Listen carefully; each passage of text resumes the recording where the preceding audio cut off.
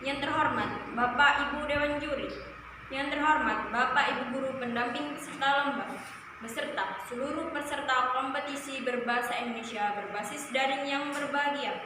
Pertama, marilah kita panjatkan puji syukur kehadirat Allah Subhanahu wa Ta'ala yang telah melimpahkan rahmat, taufik dan hidayahnya sehingga kita dapat bertatap muka dalam keadaan sehat walafiat. Kedua, salawat dan salam tetap tercurahkan kepada junjungan kita Nabi besar Muhammad SAW yang telah membimbing kita dari zaman jahiliyah menuju ajaran Islam. Hadirin sekalian, pada kesempatan yang berbahagia ini, saya akan menyampaikan pidato singkat saya mengenai eksistensi pembelajaran bahasa Indonesia bagi kalangan pelajar di era globalisasi. Sebelum saya berbicara lebih lanjut mengenai eksistensi pembelajaran bahasa Indonesia, mari kita mengenal sejenak sejarah Sumpah Pemuda pada tanggal 28 Oktober 1928 di Jakarta.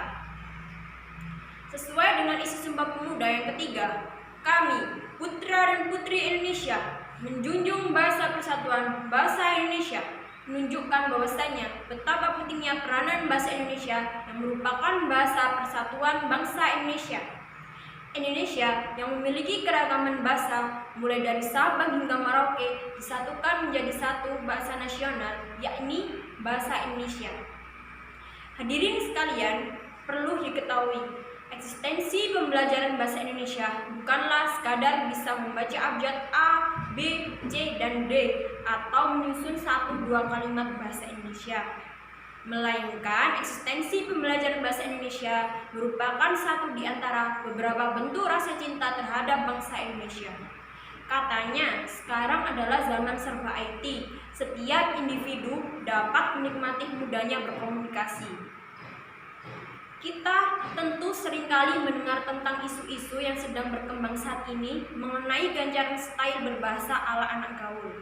Kita tidak dapat memungkiri perkembangan teknologi yang semakin terdepan, memicu perubahan gaya hidup kaum pelajar pada saat ini. Selain gaya berbusana, musik, dan makanan, bahasa juga menjadi sorotan karena terjadi perubahan gaya berbicara di kalangan pelajar. Saya seringkali mendengar pertanyaan, untuk apa belajar bahasa Indonesia? Pertanyaan besar memintal dan menyerbu pikiran saya. Semahir apakah Anda berbahasa Indonesia dengan baik dan benar? Apakah Anda sudah memahami struktur gramatikal, morfologi, atau sintaksisnya? Selain berbahasa gaul yang sedang merabak saat ini, bahasa asing juga mulai digandrungi kaum pelajar. Trennya lagu-lagu berbahasa Inggris, berkembangnya drama Korea, ataupun K-pop menjadi kaum pelajar saat ini lebih mengagumi bahasa asing.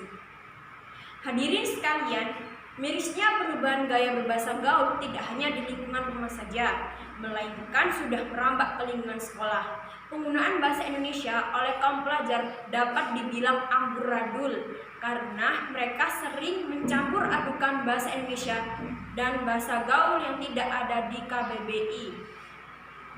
Penuturannya pun tidak hanya digunakan oleh kaum sebaya, melainkan juga kepada ibu guru di sekolah. Tuturan bahasa yang bercampur dengan bahasa gaul telah mengubah fungsi bahasa Indonesia yang bersifat formal. Coba simak kalimat berikut ini. Harusnya gue ikut waktu diajakin liburan sama Anita. Berapa banyak kesalahan kata dalam kalimat tersebut? 1. Kata harusnya dan diajakin tidak ada di dalam KBBI. Yang ada adalah kata seharusnya dan diajak. Kata waktu juga dirasakan kurang tepat, maka seharusnya adalah saat.